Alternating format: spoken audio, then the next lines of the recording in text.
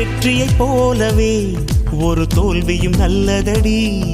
வேப்பம் பூவிலும் சிறு தேன் துளி உள்ளதடி.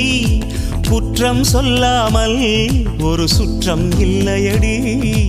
இளையும் புன்னகையால் நீ இருட்டுக்கு வெள்ளையடி.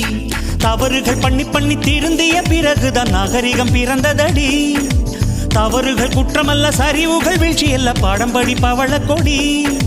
உள்ளம் என்பது கவலைகள் நிரப்பும் குப்பை தொட்டி இல்லை.